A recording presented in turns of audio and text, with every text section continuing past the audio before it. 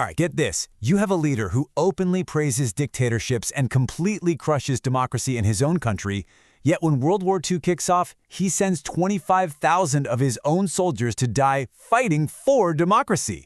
It's an incredible story, a dictator's greatest gamble, a masterclass in strategy that would, believe it or not, become his own undoing. So yeah, that's the central puzzle, isn't it? We're talking about Brazil's leader, Getúlio Vargas. This guy ran a dictatorship, and he wasn't quiet about admiring Europe's fascist regimes.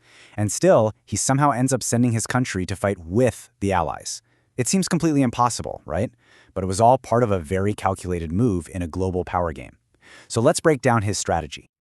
To really get our heads around this paradox, we first need to understand the man and his strategy. See, Getúlio Vargas wasn't really an ideologue. He was a pure pragmatist. His actions weren't never random. They were all part of a deliberate, super high-stakes plan to modernize Brazil, and he'd do it no matter what it took. Now, to get a grip on this, you have to transport yourself back to the 1930s. The Great Depression had absolutely shattered people's faith in liberal democracies. All over Europe, authoritarian regimes were popping up and gaining power. So Vargas's dictatorship in Brazil, which he called the Estado Novo, or New State, wasn't some kind of weird outlier. It was actually very much in tune with the global mood at the time. So what was his guiding principle? Well, it comes down to this key concept right here, equidistancia pragmatic, or pragmatic equidistance. The best way to think of it is as weaponized neutrality. You don't pick a side based on what you believe. You keep an equal distance from both warring powers for one specific reason, to play them against each other and squeeze out the best possible deal for your own nation. Now, this policy of pragmatic equidistance wasn't just a theory on paper. Oh no, it led directly to what's famously known in Brazil as the jogo duplo, the double game. And this, right here, is where you can really see Vargas's political genius at work. You know, even before the war really blew up, Vargas was carefully building Brazil's international reputation. He wasn't some isolationist. I mean, look at this timeline. He's mediating peace deals between his neighbors, like the Leticia dispute and the Chaco War. He's making symbolic moves like joining the Kellogg-Briand Pact to publicly renounce war. Every single one of these steps was designed to build Brazil's image as a serious, stable power in the region, making it a valuable partner for anyone looking for allies.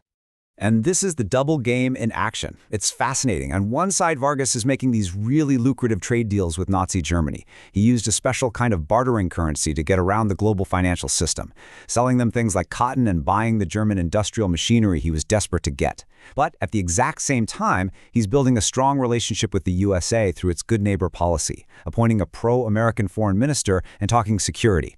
He was getting industrial muscle from one side and diplomatic cover from the other. Just brilliant.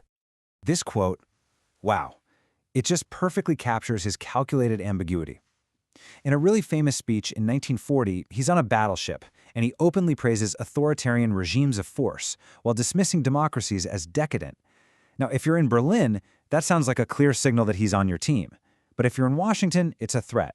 It's a warning of which way Brazil could go if you don't meet its demands. He was masterfully jacking up his bargaining power with both sides. But here's the thing about a double game. It can't last forever. Eventually, you have to make a choice. And the outbreak of World War II forced Vargas's hand, turning his delicate balancing act into a massive, all-or-nothing gamble for Brazil's future. Okay, so here's the geopolitical move that changed everything. Brazil's biggest rival, Argentina, decides to stay firmly neutral in the war.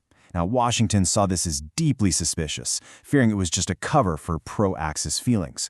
So all of a sudden, Brazil wasn't just an ally for the US and South America, it became the indispensable ally. Its strategic value and Vargas's leverage just went through the roof. So, Vargas uses this new leverage to make the deal of a lifetime. It's huge.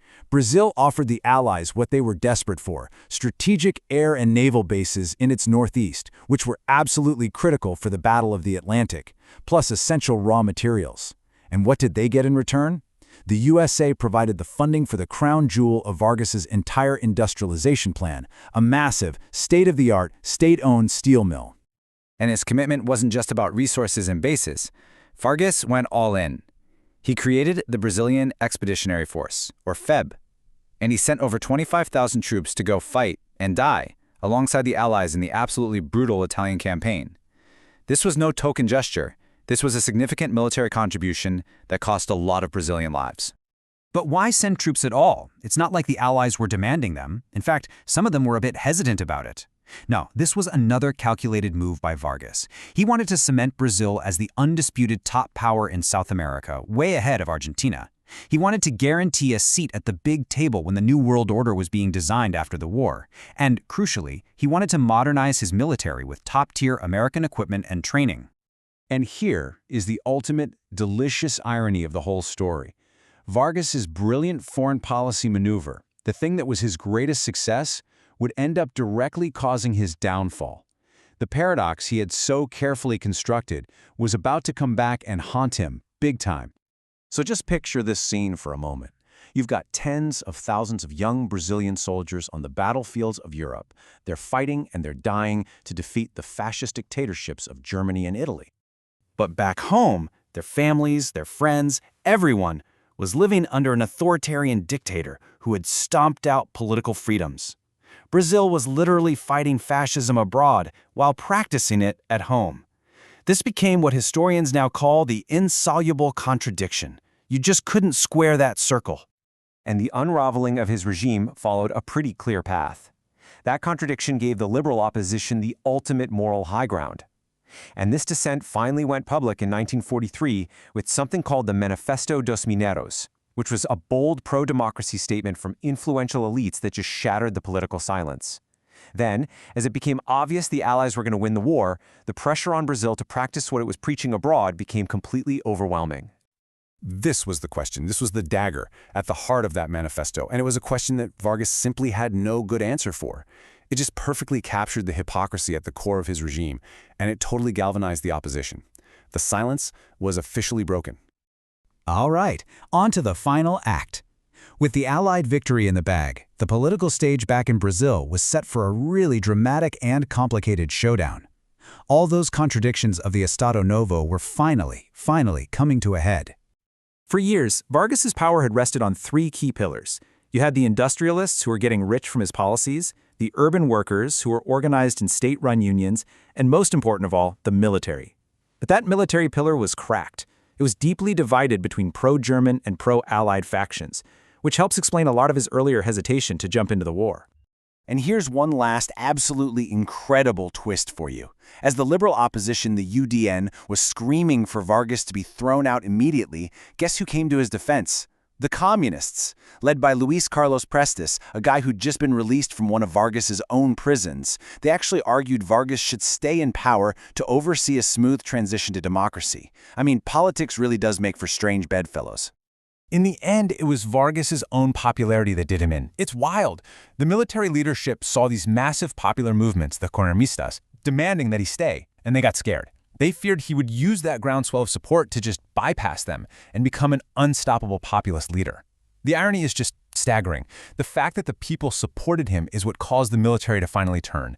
And so on October 29, 1945, the very same generals who had put him in power forced him out. And that brings us to our final thought. Vargas was an absolute master of pragmatism. His calculated double game won Brazil a steel industry and a brand new standing in the world. But that exact same strategy created a contradiction so powerful that it ended up consuming his own regime. It really leaves us with a powerful question to think about. At what point does a winning strategy, a perfect act of pragmatism, become its own inescapable trap?